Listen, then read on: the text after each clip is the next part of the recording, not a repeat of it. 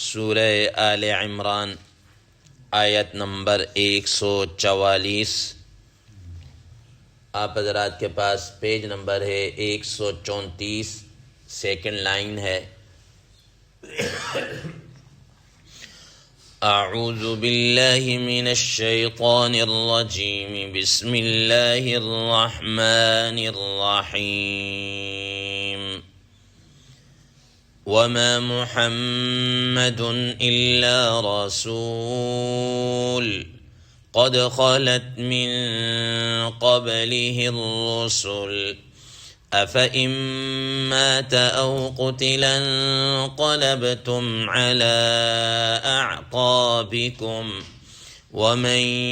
ينقلب على عقبيه فلن يضر الله شيئا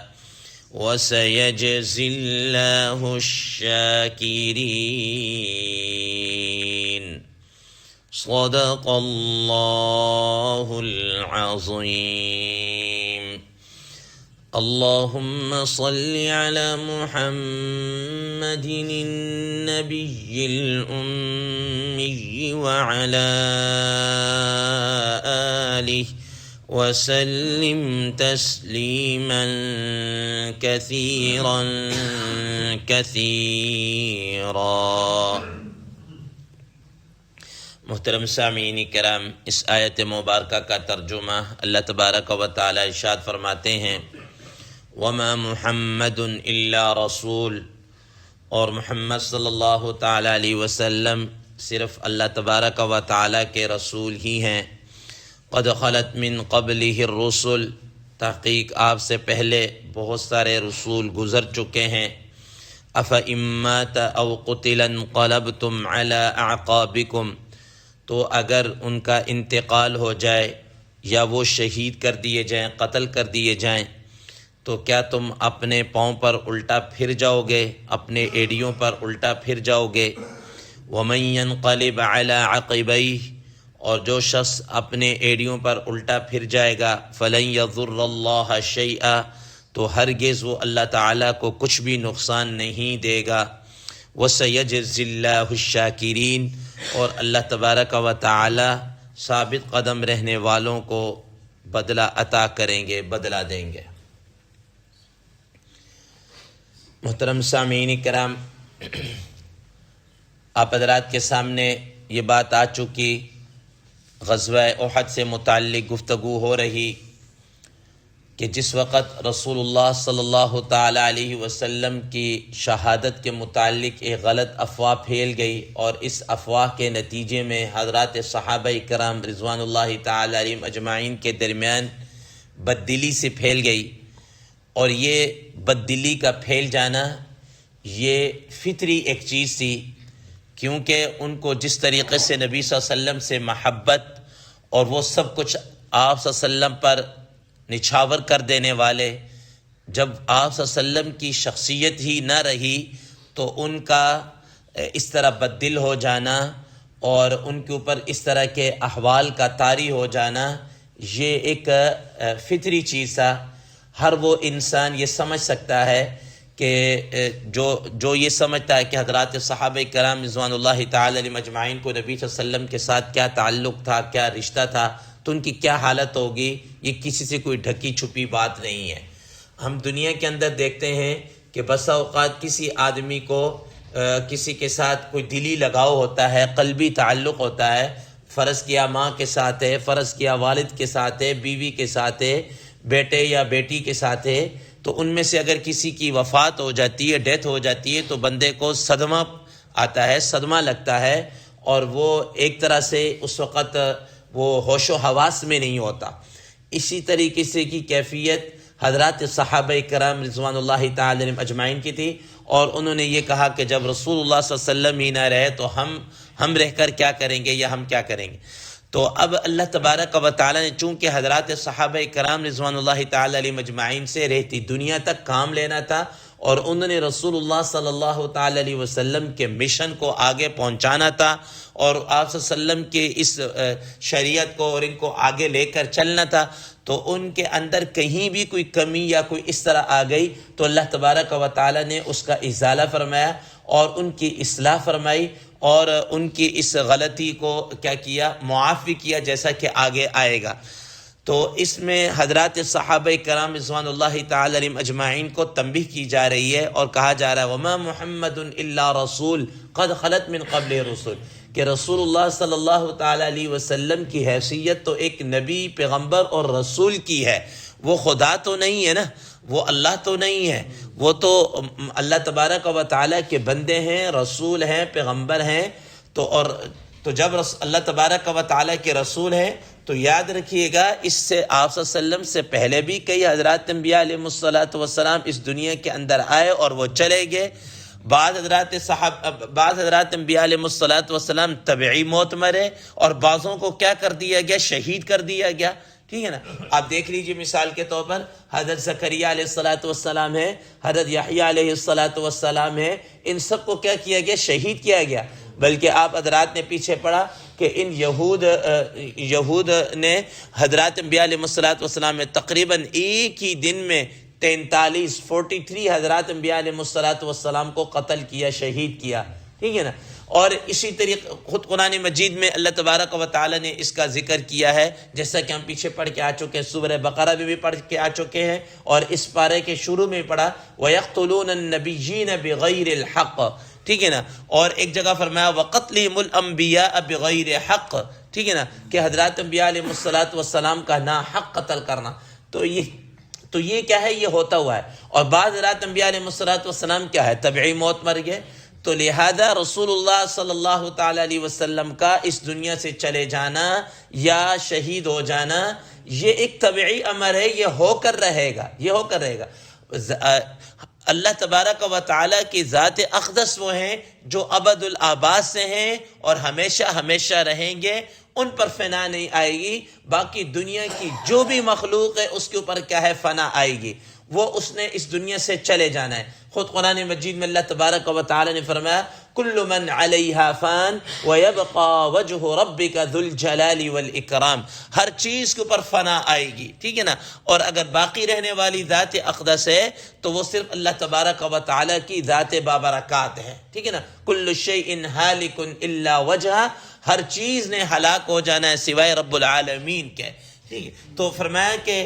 رسول اللہ صلی اللہ تعالی علیہ وسلم کی ذات اقدس اللہ نہیں ہے، خدا نہیں ہے، خدا ہی ہے جو ہمیشہ ہمیشہ رہیں گی۔ پھر آگے اللہ تبارک و تعالی نے مزید تنبیہ کرتے فرمایا افإن مات او قتل انقلبتم علی اعقابکم، کہ بالفرض ومال اگر رسول اللہ صلی اللہ تعالی علیہ وسلم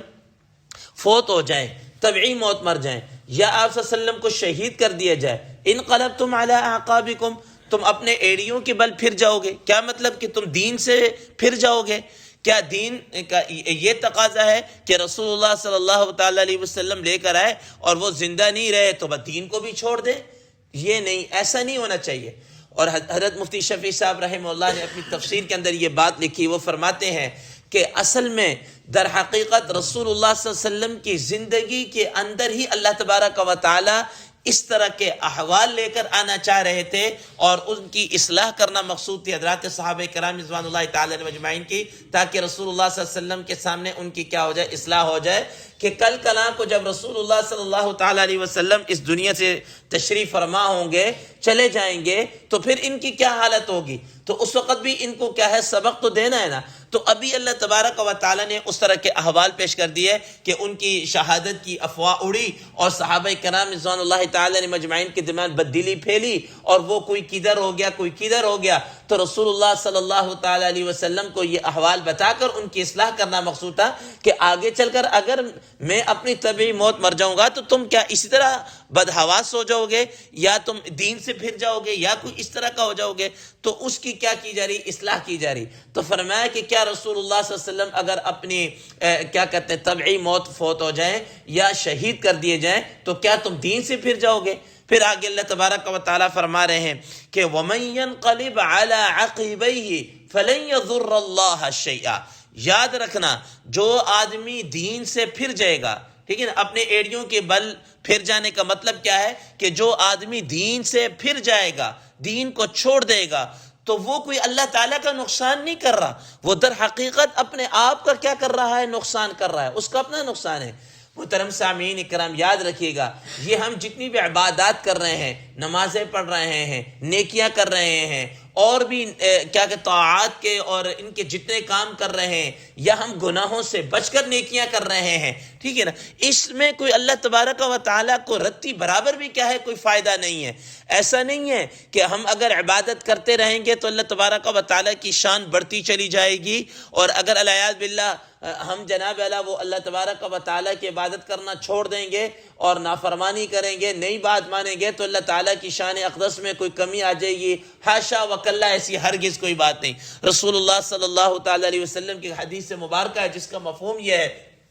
فرمایا کہ اگر ساری کی ساری دنیا اللہ تبارک و تعالیٰ کے حضور سجدہ ریز ہو جائے اور ایک پل کے لیے بھی اللہ تبارک و تعالیٰ کی نافرمانی نہ کرے، تو اللہ تبارک و تعالیٰ کی شان اقدس کے اندر، یا اللہ تبارک و تعالیٰ کی عبودیت کے اندر، یا اللہ تبارک و تعالیٰ کے تقدس کے اندر کوئی رتی برابر بھی فرق نہیں آئے گا، کوئی شان بڑھ نہیں جائے گی۔ اور اگر ساری کی ساری دنیا، ساری مخلوق مل کر اللہ تبارک و تعالیٰ کی نافرمانی کر لے، ٹھیک ہے نا، اور فسق و فجور، نافرمانی، زنا، شراب، ڈاکے اور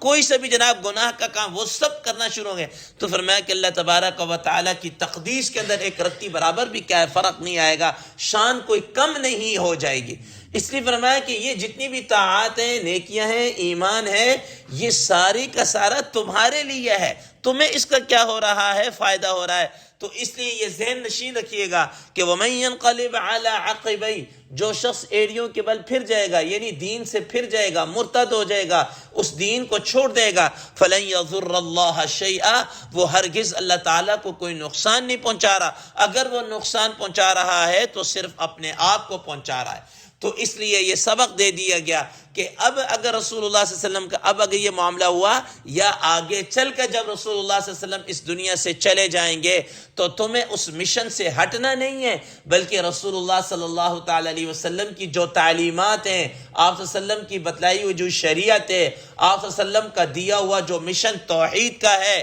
یہ آگے لے کر کیا ہے چلنا ہے، یہ دوسروں تک کیا کرنا ہے؟ پہنچانا ہے۔ اسی وجہ سے آپ حضرات کے علم ہے کہ شروع میں اس پارے کے شروع کے اندر یہ بات آ گئی تھی، کنتم خیر امت اخرجت للناس تأمرون بالمعروف وتنہون عن المنکر، کہ تمہیں جو بہترین خیر امت کا جو لقب دیا گیا، خیر امت کا جو سرٹیفکیٹ دیا گیا، وہ صرف اسی وجہ سے دیا گیا ہے کہ تم نے دوسروں کو بھی امر بالمعروف کرنا ہے اور نہی عن المنکر کرنا ہے، ٹھیک ہے، دوسروں کو بھی لے کر آنا، نہ یہ کہ خود ہی جناب اعلیٰ وہ کیا بد دل ہو کر اس طرح بیٹھ جانا۔ تو فرمایا وَمَن يَنْقَلِبْ عَلَىٰ عَقِبَيْهِ فَلَن يَضُرَّ اللَّهَ شَيْئًا، جو شخص اپنے ایڑیوں کے بل پر کیا ہے پھر جائے گا، یعنی دین ایمان سے منہ پھیر لے گا، دین سے ہٹ جائے گا، فَلَن يَضُرَّ اللَّهَ شَيْئًا، وہ اللہ تبارک و تعالیٰ کو ہرگز کیا ہے نقصان نہیں پہنچائے گا۔ آگے فرمایا وَسَيَجْزِي اللَّهُ الشَّاكِرِينَ، اللہ تبارک و تعالیٰ شاکرین کو کیا دیں گے؟ بہترین جزا دیں گے۔ حضرات مفسرین کرام رحمہ اللہ فرماتے ہیں کہ اس شاکرین کا ترجمہ حضرت عبداللہ ابن عباس رضی اللہ تعالیٰ عنہ اور حضرت علی رضی اللہ تعالیٰ عنہ سے جو مروی ہے، وہ ترجمہ یہ ہے کہ جو دین پر ثابت قدم رہنے والے ہیں، جو دین پر ثابت قدم، الشاکرین کا معنی جو دین پر ثابت قدم رہنے والے، تو فرمایا کہ جو دین پر ثابت قدم رہنے والے اللہ تبارک و تعالیٰ ان کو کیا ہے بہترین جزائے خیر عطا فرمائیں گے۔ سیدنا علی رضی اللہ تعالیٰ عنہ اسی وجہ سے کہا کرتے تھے کہ حضرت ابو بکر صدیق رضی اللہ تعالی عنہ وہ امیر الشاکرین ہیں، کہ جب یہ کیا کہتے ہیں، جب یہ غزوہ احد کا واقعہ ہوا تو سب سے زیادہ وہ ثابت قدم وہی رہے تھے، اور پھر اس کے بعد جب رسول اللہ صلی اللہ تعالی علیہ وسلم اس دنیا سے تشریف فرما ہوئے تو آپ حضرات کے علم میں اس وقت حضرات صحابہ کرام رضوان اللہ تعالی علیہ مجمعین کے کیا جذبات تھے۔ سیدنا عمر فاروق رضی اللہ تعالیٰ عنہ جیسے جلیل القدر صحابی رضی اللہ تعالیٰ عنہ، ان کی کیا صورتحال تھی؟ وہ کیا کرتے کہ نہیں اللہ تبارک کا نبی صلی اللہ علیہ وسلم فوت نہیں ہوئے، بلکہ وہ جیسے حضرت موسیٰ علیہ السلام اللہ تعالیٰ کے حضور کوہ طور پر ملاقات کرنے کے لیے گئے تھے، پھر واپس آ گئے، تو یہ ویسے ہی اللہ تبارک و تعالیٰ کے حضور ملاقات کے لیے گئے ہیں اور واپس آ جائیں گے، ٹھیک ہے نا۔ کسی نے بھی اگر کہا نا کہ محمد صلی اللہ علیہ وسلم فوت ہو گیا تو اس کی گردن اڑا دی جائے گی یا اس طریقے سے. تو اس وقت بھی سیدنا ابوبکر صدیق رضی اللہ تعالیٰ عنہ آگے بڑھے اور انہوں نے اللہ تبارک و تعالیٰ کی حمد و ثنا بیان کی، اور حمد و ثنا بیان کرنے کے بعد قرآن مجید کی یہ آیت مبارکہ پڑھی وما محمد الا رسول قد خلت من قبلہ الرسل، کہ آپ صلی اللہ علیہ وسلم اللہ کے رسول تھے، وہ اپنی یہ زندگی گزار کر اللہ کے حضور کیا ہے دیگر حضرات انبیاء علیہ السلام کی طرح کیا چلے گے. اور حضرت ابوبکر صدیق رضی اللہ تعالیٰ نے فرمایا تھا کہ من کان یعبد محمد فإنہ قد مات، کہ جو محمد صلی اللہ علیہ وسلم کی عبادت کیا کرتا تھا نا وہ تو فوت ہو گئے. ومن کان یعبد اللہ فإنہ حی قیوم، جو اللہ تبارک و تعالیٰ کی عبادت کرتا نا وہ اللہ تبارک و تعالیٰ زندہ ہے، وہ اللہ تبارک و تعالیٰ زندہ ہے. پھر انہوں نے یہ آیت پڑھی حضرات صحابہ کرام رضوان اللہ تعالی علیہم اجمعین کہ ہوش و حواس کیا ہے بحال ہوئے، اور بعض رات فرمانے لگے کہ اس آیت کی طرف ہمارا ذہن ہی نہیں گیا، گویا کہ ہم نے یہ سمجھا کہ یہ آیت ابھی گویا کہ کیا ہے اتر رہی ہو، جیسا کہ یہ آیت ابھی کیا ہے اتر رہی ہو. تو بہرحال اس میں حضرات صحابہ کرام رضوان اللہ تعالی علیہم اجمعین کی اصلاح اور دوسرے لوگوں کے لیے کیا ہے سبق ہے کہ اگر ان کی جماعت کا کوئی بڑا یا کوئی شیخ یا کوئی محدث یا کوئی مفسر کوئی عالم اس دنیا سے رخصت ہو جائے تو یہ نہیں کہ اب ہم کیا کریں گے جناب وہ تو ختم ہو گئے یہ ہو گئے، نہیں، اس مشن کو اس چیز کو لے کر کیا ہے انہوں نے آگے چلنا ہے، نہ یہ کہ ہاتھ پہ ہاتھ رکھ کر بیٹھ جائیں. اللہ تبارک و تعالی عمل کی توفیق عطا فرمائے. وآخر دعوانا ان الحمد للہ رب العالمین.